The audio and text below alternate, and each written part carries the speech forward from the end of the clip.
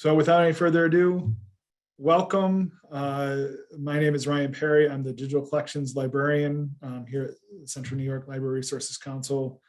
And my colleague, Ashley Beavers, just came on video. Ashley is the Digital Projects and Archival, I can't remember your full title, I'm sorry.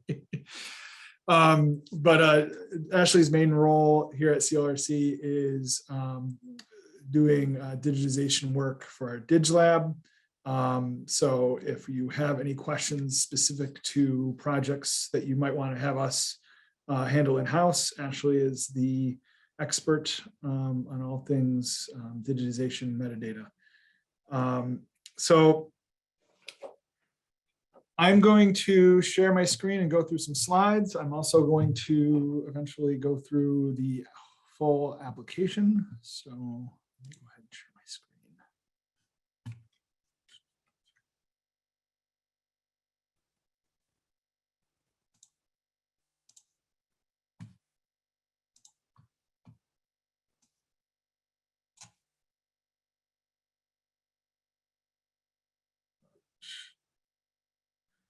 So I've already introduced Ashley and myself. Quick agenda for what I'm going to be chatting about today. We'll go through some general grant information. I'll give some background information on the grants and a little bit of the general outline. I'll talk a little bit about how you might go about identifying projects that might be good fits for these grants. We'll talk a little bit about the services we're able to do in-house that Ashley provides through the DigLab. We'll give a couple examples of projects that we've funded in the past, and I'll go through a quick timeline of the application process, and then when we will get around to notifying you, and when you'll be working on the actual activities as part of the grant. And then I'm going to go through our newly updated application and kind of talk about a little bit about what we're looking for a lot of these questions and explain them with a little bit more context. And then again, along the way, feel free to interrupt me if you have any questions. Let me pull up the chat window before I get too far into it so I can see it.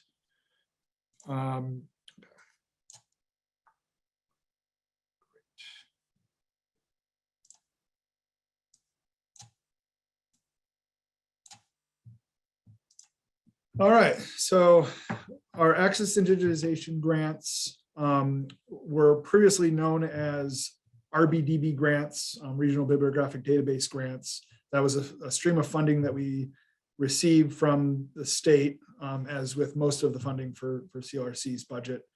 And we set aside $40,000 in every year's budget to fund grants for member projects that focus on digitization metadata and just in general making resources available online to the public.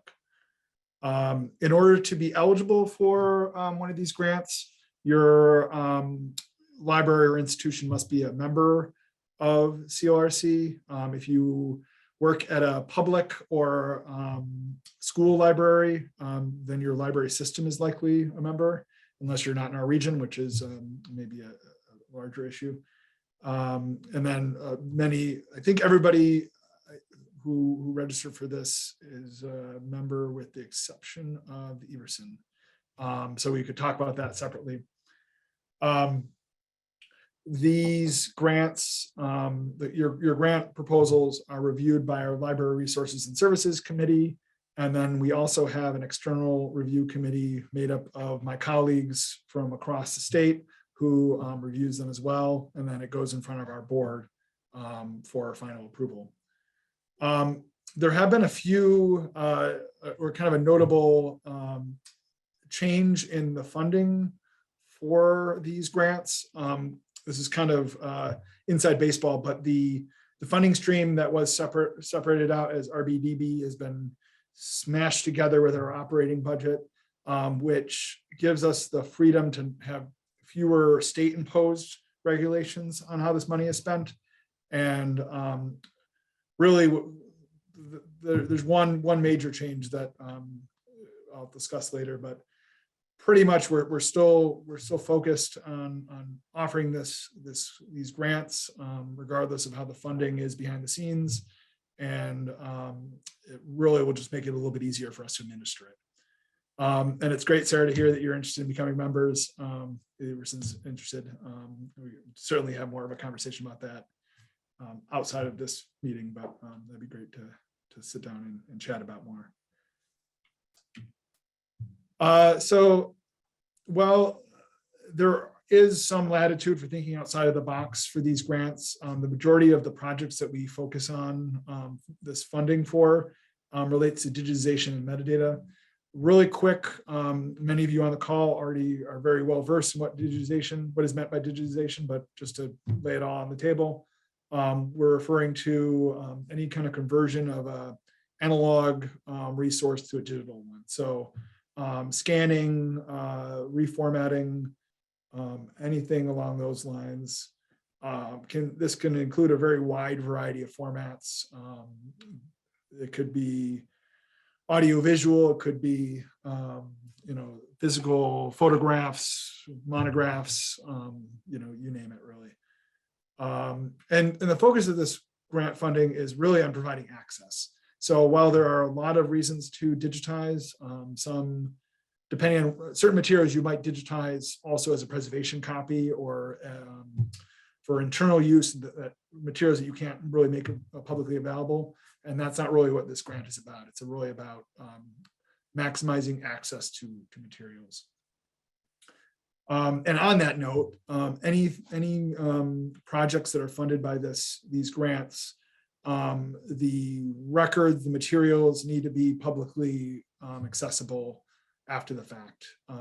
So in a lot of cases, in most cases, this means creating a collection or adding new materials to New York Heritage Digital Collections or New York State Historic Newspapers, which are two of the repositories that are run by the library councils, of which CLRC is one of in the state.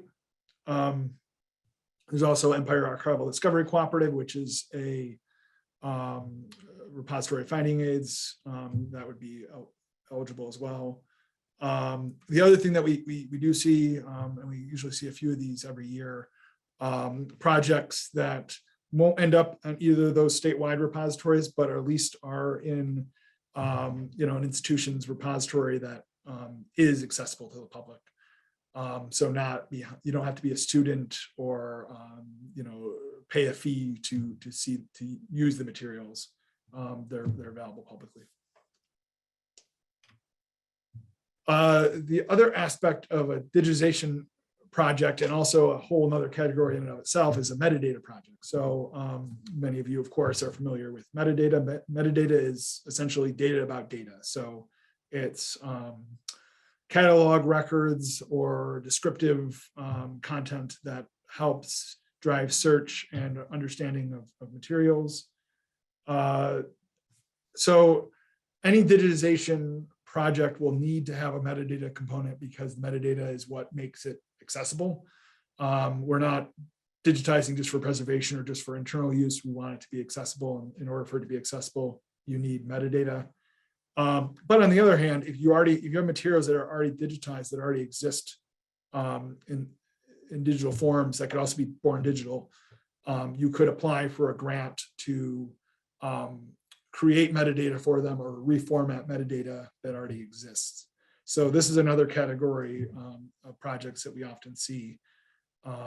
And really this depends on where you are with your project, where you are with your materials. You might have already done the digitization, or you might have access to do some of that work through other means and just need money for the metadata, and that's perfectly fine. And really the same thing applies for this. Any metadata projects or any anything related to this will need to be made publicly accessible after the fact as well. So there are a few unsupported expenses that we do not, we prefer to not pay for. We do not really look to pay for overhead costs, rent, heat, electricity, utility costs of any sort like that. These funds shouldn't be shouldn't be used to purchase new materials. In some cases, this is also meant that you can't create new materials, even if they are documenting an existing object. So unfortunately, last year we had a really interesting proposal to do some drone photography that wasn't able to work out because it was creating new content that wouldn't, if you're photographing or digitizing something that exists, then that's one thing. There's kind of a weird gray area there a little bit, but that's our intent here. We're also not, we don't want to, we have other funding and other sources of funds available to pay for ILL costs. And this isn't really to purchase ILS software. That again is outside of the scope of these grants. And these last couple of things are more procedural, how it's worked in the past and what we've funded. We prefer to not fund.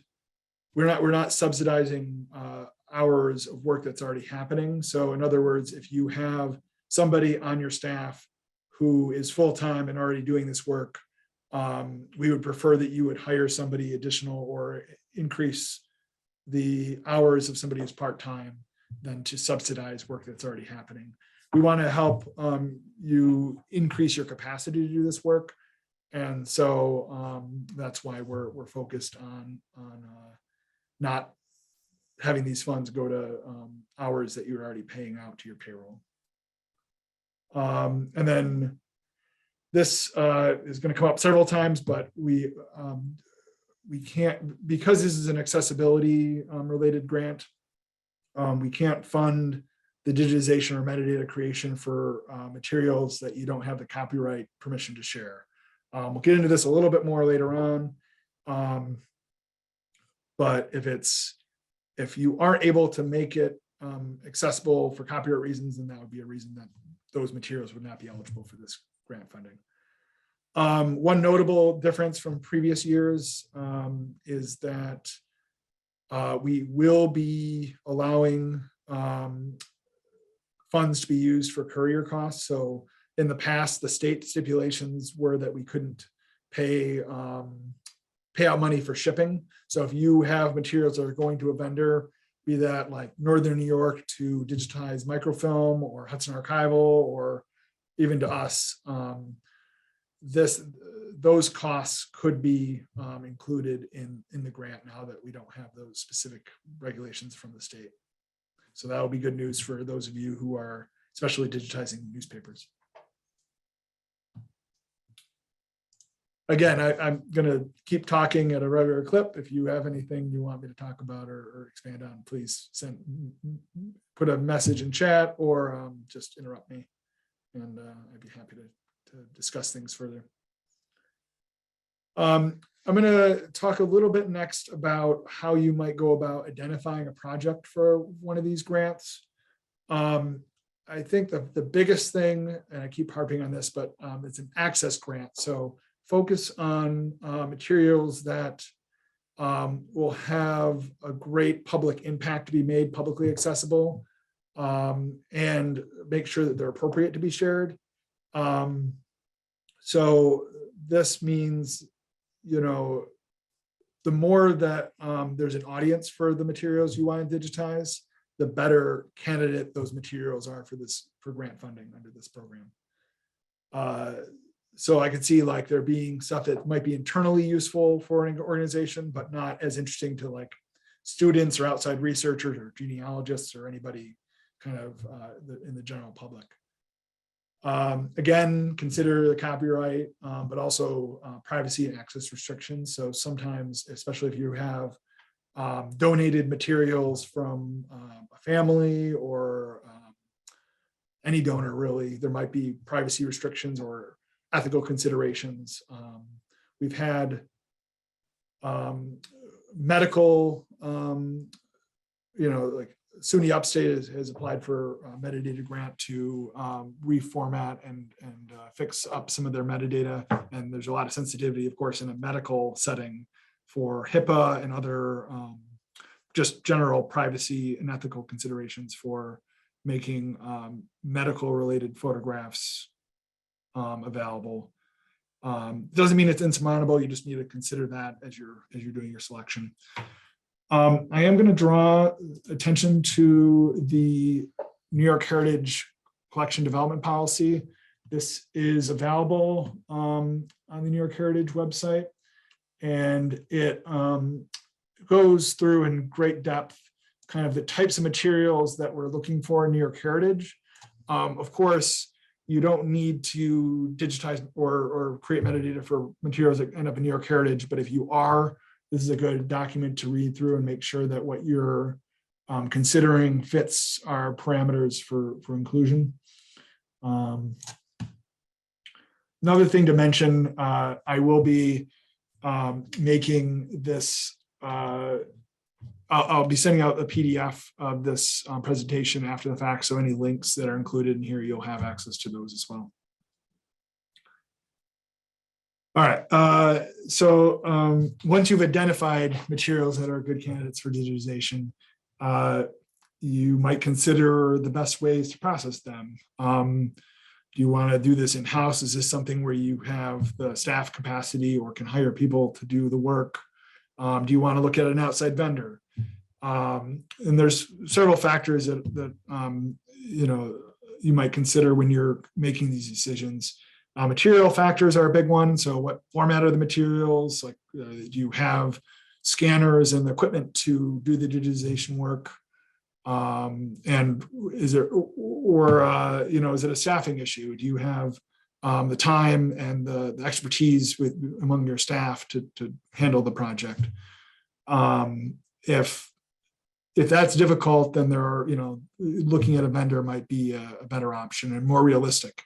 So just because it seems like a good idea when you're applying for a grant, and then you end up having to go to sit down and actually perform the work that is involved in doing the grant project, you want to be realistic about what your capacity is going to be like over the course of the grant period, which I'll talk about later. But generally from like April of next year to June of the following year, like, are you going to be able to do this project in that time frame?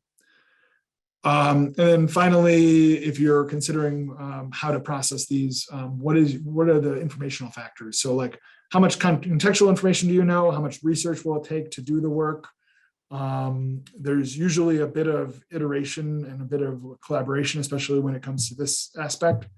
So even if it's a project that we're handling, that Ashley's handling, I should say, she can glean a lot from just looking at a photograph, but she can't, that's not a stand-in for the expertise of the repository that holds the photograph and knows what the streets and what the, all the contextual information about what they're looking at, whereas Ashley just has the photograph in front of her, and, she's been known to count the stars on the flag to figure out, when it's dated, but, there's only so much you can do from looking at an object and doing everything from that standpoint. And then the big one, of course, you're applying for a grant. How much will it cost to do all this work? So this is a factor both in terms of whether it's worth applying for a grant. If you can handle it within your internal capacity, then we can have a different conversation about how CLRC can help with other things. But assuming that you can't handle it internally with your current funding and you want to ask for more funding, calculating out how much it's going to cost, of course, is a big part of any grant application, and this is no different. So we can talk a little bit more about the budget later on when I go through the application. All right, so in the 5 or 6 years I've been doing this, I've noticed a few commonalities amongst successful projects. It really does help when you have a well thought out project plan. While we've done our best to simplify the application process, it does help to have a very clear idea of who's doing what, when, and how. And that makes it a lot easier for us to evaluate, or sorry, for the LRS committee, the review committees to review and understand your project, but it also helps when you go to do it as well, because you have that plan already laid out. Detailed and reasonable budgets. This is probably the most common follow-up question I have after a grant is submitted. So it's really important that you show your math. If you say you want $2,000 to digitize this collection, it's really helpful for us to know how many hours of work that involves, and who's going to be doing the work, and all of that, because then we can evaluate if that's a reasonable amount to ask for. Sometimes we do say, hey, you should really have more money to do this project, or other times it's like, well, that's probably more than what you need, or more than what we can fund for this project. Copyright is just going to keep coming up on every slide, apparently. But copyright clearance is really important. This is another common question that I have as follow-up. So making sure that you have clear, written, and definitive permission when necessary for your ability to make materials widely available. And this is a conversation that I'm happy to have with all of you individually, in terms of the specifics of your project and what the copyright considerations are, because everything's a little bit different. And this is going to be one of the, almost every time, this is the biggest stumbling block when the review committees are looking at it, is evaluating the copyright permissions. And having that beforehand is helpful as well, so that we don't have to follow up and ask for it. So the next one I have here is previous projects completed successfully and on time. There's a couple of asterisks to this one. First of all, we're running a backlog on our DigLab project. So of course, if your project isn't completed and it's in our queue, then that doesn't bear on you at all. The other thing that I need to finish following up on in the pandemic, I took a little bit of a pause on this, is making sure that all previous applicants have received and filled out their final reports for projects from previous years. And that's not going to bear on any of you who, I see a few people on the call who have previous projects. That's more going to be an issue of us making sure that everything is wrapped up and you're on track with all the considerations of operating during a pandemic and all of that. But we would just want to make sure that, we're not giving folks more than they can do in a given year, for example. Another consideration that has happened with several people. I see Rebecca Hewitt on the call from SUNY Poly. So they have a large collection of newspapers they want to digitize. They're splitting it up over multiple years. And this allows us to fund a little bit every year. So we're operating within our budget and also continuing the project along. So that's perfectly fine. Some projects are big enough that it doesn't make sense to try to do them all at once. And it's perfectly fine to apply for continuation grants within reason. There are examples of previously funded projects over the last 3 grant cycles on the grant website, which I will show in a little bit later. And Rebecca, thank you for applying for that money. So I think this is a great opportunity for us to help each other out. So we appreciate the submissions. All right, so next I'm going to go through really briefly what services we're able to handle in-house. A little bit of background very quickly. So our Digitization Lab, or DigLab for short, grew out of a recognition a few years ago that money wasn't always the largest barrier to having digitization projects completed. A lot of times it was staffing and having the capacity for for members to find a chance to do the work. And the other thing that I noticed was the training and retention of people who are able to do the work was a challenge at times as well. So a few years back, we started offering the option to have CLRC do digitization and metadata work on behalf of members. This is it's a service we offer to members. We don't. It's not like a source of revenue for us. We basically, our goal is to break even on these projects in terms of our revenue. So while I highly recommend getting vendor quotes, especially for certain objects, we are often able to do projects for less because we aren't trying to make money off of the process. We're doing it as a service to members.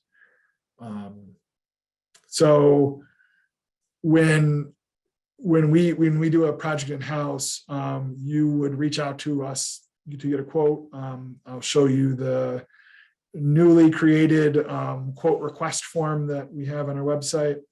And we would give you the amount that the cost for the project from our standpoint, which you would then plug into your budget. We're able to do digitization, a good portion of metadata, again, with the caveat that if it's something where we need your expertise as the stewards of the materials, then we would, of course, have it be more iterative and collaborative in terms of creating the metadata. So we can do digitization metadata, and then we also can upload to New York Heritage or New York State Historic Newspapers.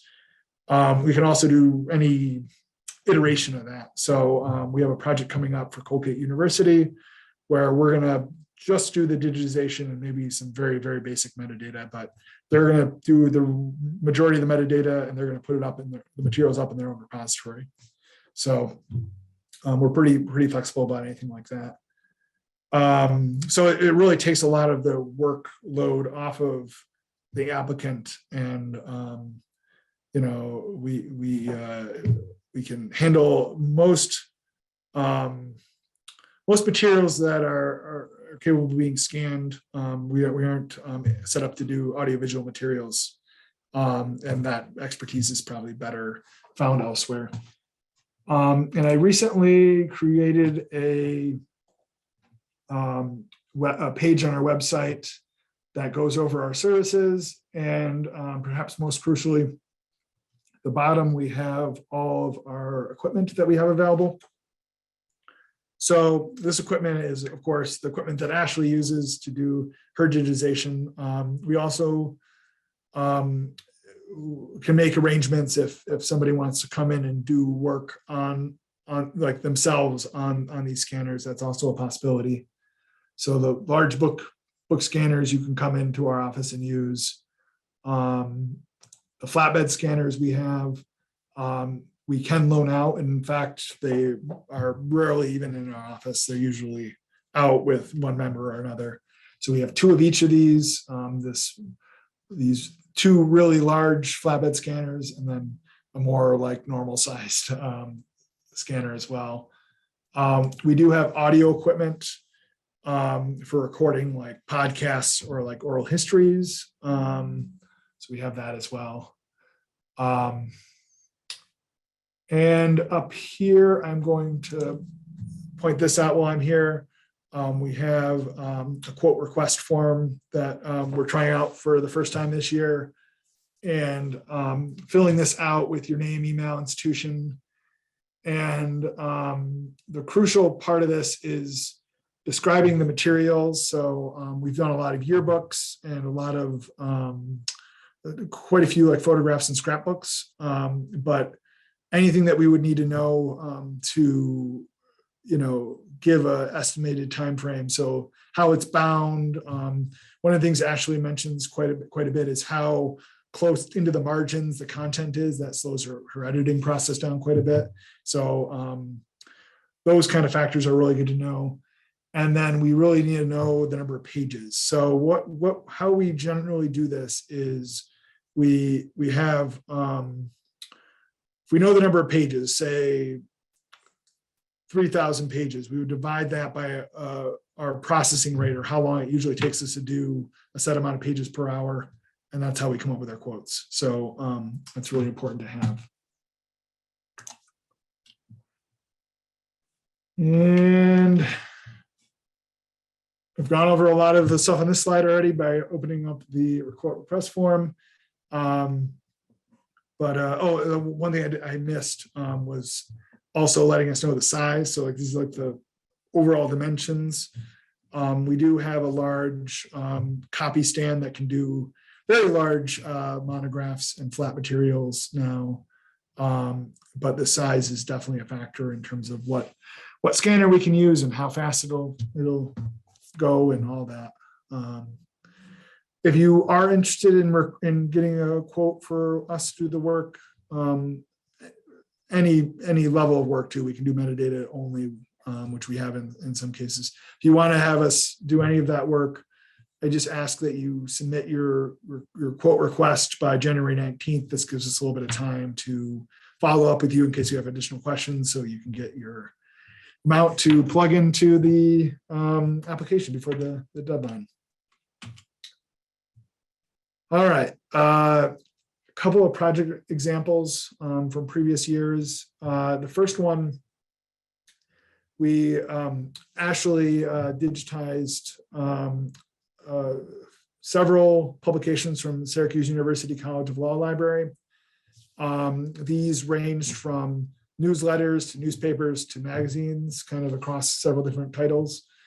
And the reason why I bring this one up as an example, it was a project we handled internally, and it also ended up in two different locations. So the materials that were more newspaper-like ended up in New York State Historic Newspapers, and the materials that were more newsletter magazine-like ended up in New York Heritage. So this is a good example of the more we know about the formats and the more we know about what we're working with, the better we can kind of advise how it's going to go and where things are going to end up. The second example is a metadata project we've done over several years, is for the Skinny Atlas Historical Society. So Ashley has, before she became full-time at the beginning of July, this past July, she had been working part-time as well for Skinny Atlas Historical Society. So she was working with a collection of materials that had been digitized by a volunteer. And so she was just creating the metadata. So when they wrote their grant, they wrote it just to create the metadata and get the materials ready for upload. So that's an option as well, as well as like some other kind of less common metadata problems. So if you have materials that you're reformatting to go into another repository, going from one repository to another, and there's also some other kind of less common but still valid reformatting projects you could do with this. And then the third example I have for newspaper digitization is Suni Pali, who has worked over several years to digitize sections of the Utica Observer. Believe they've done 2 so far, 2 years of this, and they've done this through the New York State Historic Newspapers project. So Northern New York Library Network, our partner organization to the north, runs a newspaper site, and they also can digitize from microfilm. So they ship the microfilm up to Northern New York, who digitizes it and prepares it and uploads it, and then they get the microfilm back. So this is great. It's fairly low effort from the applicant to add their materials and have them be much easier to access and browse than they were in the film. There are, of course, many other examples. We do have a lot of artwork that's digitized lately. We usually have 2 or 3 artwork collections per year. We have a lot of yearbooks that we digitize, a lot of photograph collections that we're either digitizing or at least doing metadata for. We've done a pretty wide variety of material of projects over the last few years. All right, and almost done with the beginning part here, and then I'll go through the application really quickly. But just to give a general timeline of what the what it looks like for the next few months. As I mentioned before, by January 19th, I'd like any digitization quote requests into us. Also, this doesn't apply to, as a requirement, at least to anybody on the call. But if you needed a consultation or wanted to discuss a project before applying, please try to reach out, at least in the first half of January, to Ashley or I, so we have a chance to follow up with you. That last week before the applications are due ends up being a little hectic. So it's nice to not have a bunch of questions right at the last minute. But I'm happy to meet with anybody one-on-one to discuss the project in greater depth and kind of talk strategy. Just try to do that sooner than later. So the last day of January, January 31st, which is a Monday, is our application deadline for this year. So that's the deadline for clicking submit on the Google form to fill out the application. In the month of February, we'll have the Library Resources and Services Committee review, and then the External Review Committee review it as well. They'll make their recommendations for funding amounts and approval to the board, to our Board of Trustees, which usually meets in the second half of March to give their stamp of approval. And at the latest, I usually am notifying applicants in April. If it's a project where we're cutting a check, then we would, there's a couple of agreements that we would have you sign, a grant agreement and copyright acknowledgement, and then we can issue your check pretty quickly after that, and you can get started. That being said, this has come up in the past. If you have a project that you want to start before you've heard back from us, we don't have a problem with that, other than you run the risk of being awarded a different amount, or worst case scenario, not at all. So that's the risk that you would want to consider before you start a project you haven't had approval for yet. So the end of January of next year, we would be a really short interim report, which is basically a check-in saying, hey, where are you with your project? Are you on track to finish? And then June 30th is the deadline for your final report, which is mostly, we don't look for financial receipts or documentation on that end. Really, what we want to see is some indication of what the results were of your project. So how many materials were you able to process, and any feedback you have about the process. So it's not like a really involved final report, but we do like to have that at the conclusion of your project. All right, any questions before I jump into the application?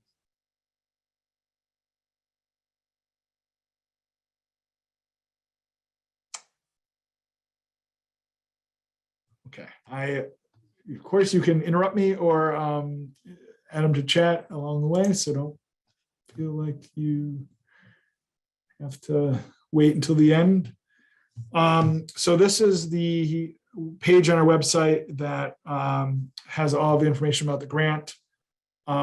This first section will be replaced with the recording, a link to the recording and the PDF of this that I just went through the slides of. Down at the bottom is our timeline, and you can also look at some examples of what projects have been funded and how much. One thing that I guess I didn't bring up previously, but bears mentioning, we don't tend to approve projects in excess of $10,000. And on the lower end, we don't have an absolute minimum, but there's a certain point where it's not worth applying for a grant below a few $100s. But we have done some pretty small projects in the past, so like in the $350 to $450 range for the lower end. And a lot of our grants end up being, 3,000 to 8,000 ish. So that's worth looking through if you want to get a sense for that. Another thing I want to point out on this page, there is a copy of the application as a worksheet. So this is a Word document that you can edit and kind of prepare your answers before you go to fill out the Google form. So that can be valuable if you want to kind of start it before you type it in here. And also Google Forms can be a little finicky. You don't want to like write the whole application, close down your computer and lose your work. It's helpful to copy and paste it in just in case. Although there are settings now for saving your work if you're signed in. If you're signed into the Google form, it will save your work and restore it. But I wouldn't trust that if I were writing a grant application. So this year I've simplified and streamlined the application. It used to have like multi-pages and multiple parts and multiple categories for application. Now there's just one page and one category, if you will. Like I got rid of the categories. So hopefully this makes it a little bit easier and straightforward to fill out. The first section is very straightforward. We want your email and the name of an individual serving as a primary contact. So this is the person who will be, followed up with if there's questions with the grant. Phone number, your library or institution name. You can apply for multiple grant projects. I wouldn't apply for two, the total shouldn't exceed $10,000, of course, but especially if you have two smaller projects, this might be a good way to do it. And you can rank, one being more important and one being less important, just relative to each other. And this helps if we are unable to fund both in their entirety, we can at least prioritize the one that's most important to you. It's not required that you have a collaborator or a partner with these grants, but if you do have one and you want to stipulate who they are, you can do so here. We do require that new applicants attend this session or get a private consultation. So you can all check at least one of these because you're either watching this live or the recording. And then we get into the meat of the application. So your project should have a title. It's helpful when this is somewhat descriptive, or at least like we can tell at quick glance what your project is. The title can be whatever you want. This year I added a question asking for a 1-sentence summary of your project. This is helpful when we're scanning through. We usually get in the neighborhood of 15 different project proposals. So it's helpful to have the 1 sentence so we can quickly tell which one we're looking at. So this next question, describe the materials your project will make accessible. So describe what you're trying to make, what you're doing with this grant fund, what you're making accessible, and give us like a quantity. That might be the number of pages, might be the number of items, might be the number of photographs, records, whatever makes sense for your project. So a little bit of, there's a space for describing the copyright status. So this might be a place to give some nuance to explaining in general terms what the status is. And then below this, there's an option to kind of say definitively where these materials land. If you know that they're in the public domain, so basically they're before 1926 and published, or before 1900 and published, or the whole litany of different exceptions to that rule, you know, you can mark that. But otherwise, pretty much, I really do want emailed to me documentation that you either have written permission or have documentation of you doing your due diligence. That can look different depending on the project as well, but I would like that in advance if possible. You know, this, and then the next, making the case for why these materials are important and why they should be made available. Next, we have a question about DIA. You know, do these materials promote diversity, equity, or inclusion? This is not a requirement, but we would like to see more materials related to underrepresented populations included in repositories like New York Heritage and really anywhere. So if you have something to say about that, feel free, you know, it'd be great to hear it, but don't feel like you have to fill that question in if there isn't anything relevant. Next, we want a description of the specific activities. So this might be pretty simple if it's just, you know, you're sending it off to the vendor. But if you are doing it in-house, especially, be nice to know, be really helpful to know how you plan to tackle this project and who's going to be doing what and when and how.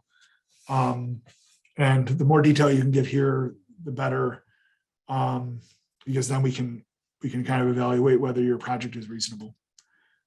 Where will the materials be made available for public use? New York Heritage or New York State Historic newspapers are, of course, options, but as long as it's somewhere publicly available, you know, you can pick another option there as well, or multiple. Target audience. So this gets back to a point I made earlier in the slides, like you want to have materials, we want to fund projects that make materials that are of broad public interest available. So hopefully you can articulate who might be interested in your materials. If not, then we might want to go back and reconsider what you're asking for. Steps you would take to evaluate your project. You know, we do provide statistics for New York State Historic newspapers and New York Heritage. Of course, if you have other metrics or other like qualitative, anecdotal, you know, measures for success, we'd like to hear that. And then plans for supporting the project after the grant period is ended. This might be, you know, continuing to add to the collection, or something along the lines of promoting or you know, maintaining the metadata and updating as necessary. Anything like that would be relevant here. This next section, and I apologize that the Google Forms doesn't like make their headings very clear, but I try to divide things up a little bit because this is a long form when you're just scrolling straight through it. We have a couple different expense categories that we've identified. So your personnel costs, this is like, you know, you paying your staff for their time, describing that and including your math, including the number of hours or the pay rate or something to give us a sense for what the grant funds are paying for. And then after the description of each of these categories, enter an actual, like a whole number. So not to the penny, and just the number, so that we can, you know, check the math after the fact. Vendor or contract costs. So this is if you're either having CLRC, an outside vendor, do the digitization or metadata work. You could tell us who it is and what the arrangement is. If it is helpful to have the vendor quote. In fact, that's something that we would request if we don't get it, just so we can see again that it's a reasonable request and that you don't need more money, or, you know, whatever the case may be. Describe supplier equipment costs. We don't typically have too many supplier equipment costs for these grants. One thing that bears mentioning, we're less likely to buy digitization equipment for individual institutions. We're more likely to lend equipment out. So if you want to handle a digitization project in-house, but don't have a scanner, we could lend you one of our scanners or purchase something for you to use that could then be used by another member in the future. So there are exceptions to most things, but generally speaking, we would be less likely to buy scanning equipment.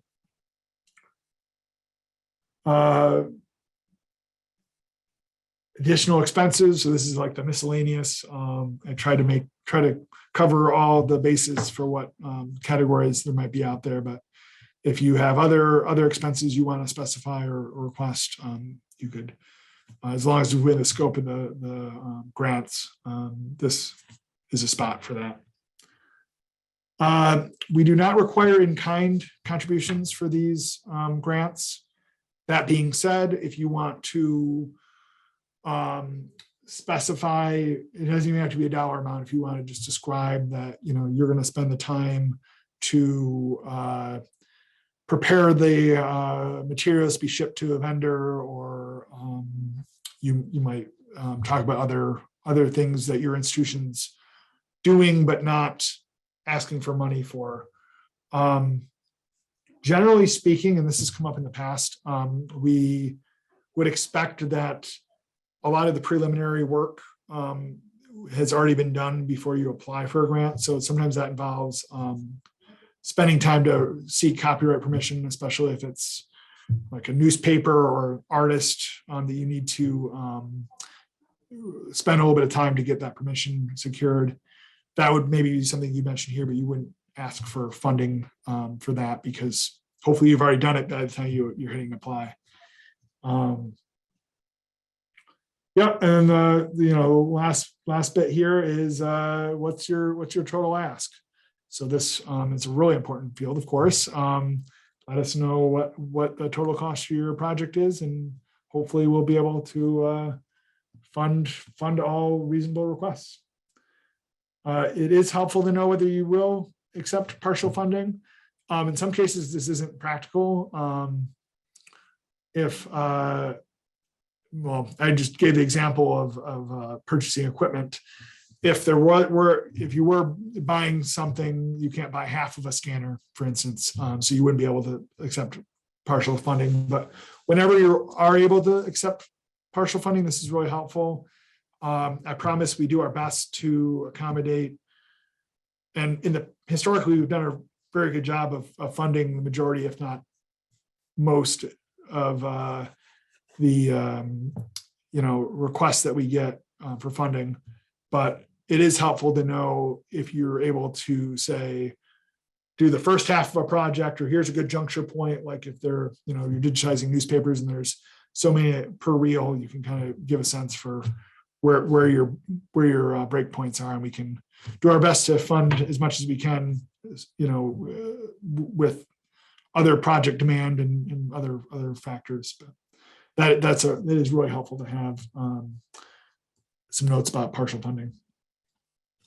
And then there's kind of a catch-all. Anything else you want us to know about your project? This can be anything that doesn't fit, but you feel is relevant for your application, you can add there. And then the very last step is verifying that you have indeed sent everything that we requested in advance. So the copyright clearance, vendor quotes, any kind of documentation like that is really helpful to have alongside your application. I just prefer to have it before you hit submit. And that brings us to the end of the application. I'm going to stop sharing my screen and kind of open it up again. I realize we're kind of towards the end of the hour. I think that took me longer than it has the last couple of years to go through that whole thing, but also able to stay on a little bit longer if people have more questions.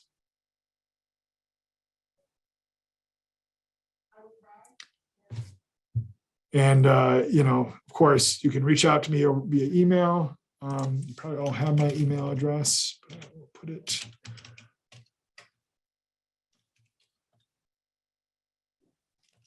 Put it here as well.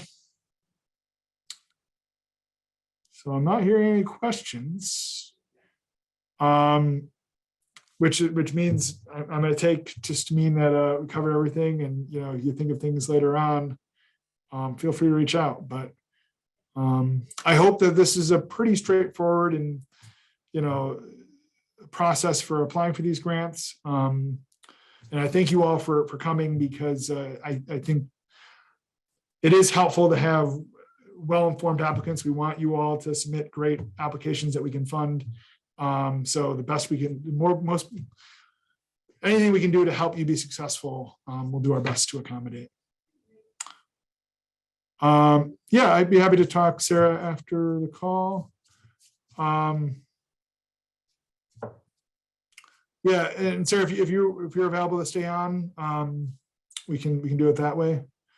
Because I'm not hearing any questions, so we can kind of end it here. So